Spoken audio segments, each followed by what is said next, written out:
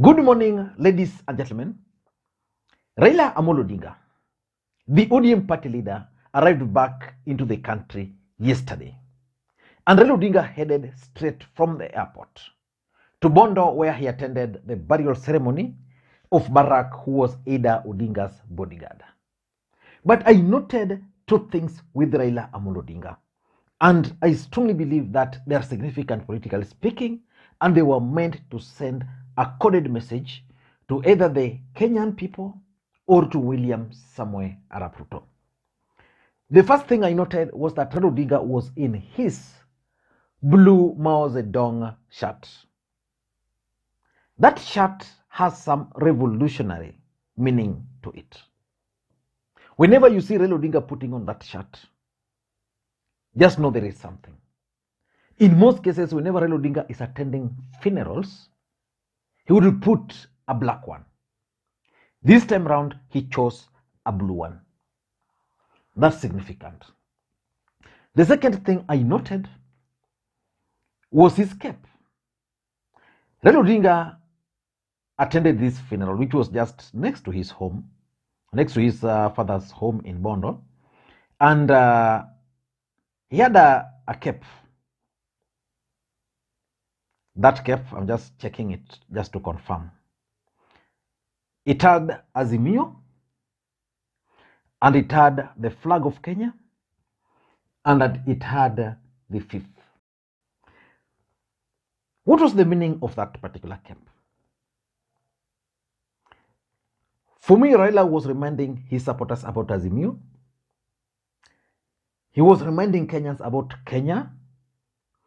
And importantly, Raila Odinga was reminding Kenyans that he is indeed the fifth, which he never succeeded in. The revolutionary shirt also had its meaning, and maybe those who understands, history well, can explain in the comment section. I'm just trying to get a clear photo. Yeah, I think these are okay. So in this video, I want us to look at Raila Odinga, his shirts and cape, and probably what next after his arrival. Before we get into all those details, please, in case you're watching this channel for the first time, take a second or two, click that subscribe button so that next time we produce a video like this, YouTube will automatically notify you. And to the subscribers, I want to continue thanking you guys for your continued support, because without that support, this channel cannot be where it is.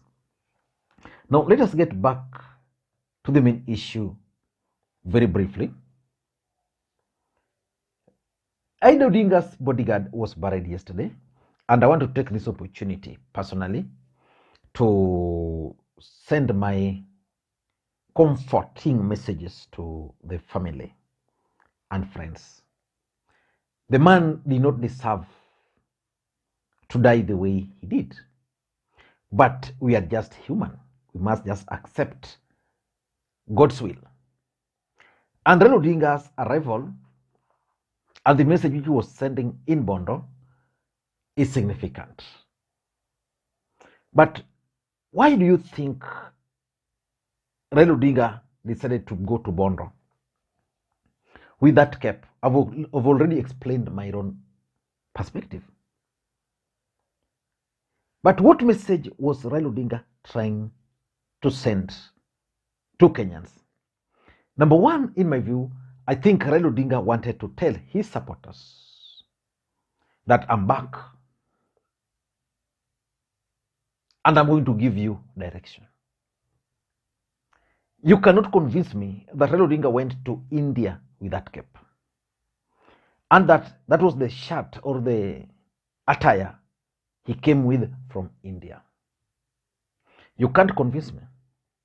Which means while in India and planning to come back to Kenya, Raila Odinga actually decided on how he was going to put on. And that's exactly what we saw. So basically, Raila Odinga is giving direction to his supporters that kama uko na firimbi, you have kofia, please don't throw them away. Something is in the offing. So that's number one in my view. Number two, when Raila Odinga left the country, on the day he was leaving the country, he was actually in Bondo, because he came from Bondo during the burial of the mother to my friend Andiwo Mwai. He left Bondo. I mean, he delivered a message to the people of Kenya that he's coming back to reclaim his victory. Then he headed straight to airport to India. Today he also came straight from India airport to Bondo, and he was putting on that blue cap. He was putting on the revolutionary Mao Zedong shirt. So Raila Odinga is telling his supporters, if you threw your coffee, if you threw your t-shirt, get it ready. I don't know the method Raila Odinga intends to use to reclaim, in quotes, his stolen victory. But I'm sure it's likely to go that direction, and he's going to issue his supporters with that particular direction. Number three, I also tend to think that Raila Odinga wanted to appeal to the emotions of his supporters. If you voted for Raila Odinga and you supported Raila Odinga, and you are seeing Raila Odinga in Azimio kofia, you are seeing him in Mao Zedong shirt, which is associated with the color of Azimio, what comes to your mind? So basically, in my view, I tend to think that Raila Odinga just wanted to appeal to the emotions of his supporters. Let's just wait and see how all that is going to unfold. But for me, I'm 100% convinced Raila Odinga wanted to appeal to the emotions of his supporters. Number four is reform agendas. What next for Raila? Reforms. And Raila Odinga has already indicated that he's keen on reforming two institutions, the judiciary and IBC. Remember, the other day, William Ruto decided to advertise the position of the chair of IBC and the other commissioner. Raila Odinga is targeting reforms at IBC. So William Ruto is not keen on giving Raila Odinga that chance. Raila Odinga is also targeting the judiciary, especially the Supreme Court, because he believes the Supreme Court denied him his victory. So that's why Raila Odinga was in that cap, he was in that shirt, just to remind his troops that the journey is long, winding, but we are not giving up. And lastly, I tend to think that the way Baba was putting on is a message that we are going to have either Baba the 6th, or we are going to have Kalonzo Musyoka. Otherwise, the Raila Odinga I know would have retreated to ODM as a political party.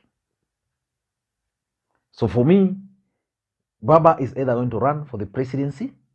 I don't know your thoughts, whether you support it or not, or he's going to support Kalonzo Musyoka, but under Azimio. That's why he was donning that Azimio thing. Or maybe Raila Odinga just wants a tactical retreat. But for me, it was a message either for Baba the 6th, or Stephen Kalonzo Musyoka, the successor. I don't know what to think. That's my take. Please, in case you're watching the channel for the first time, take a second or two, click that subscribe button right away, so that next time we produce a video like this, YouTube will automatically notify you. Thank you, and may you have a good day. Bye-bye.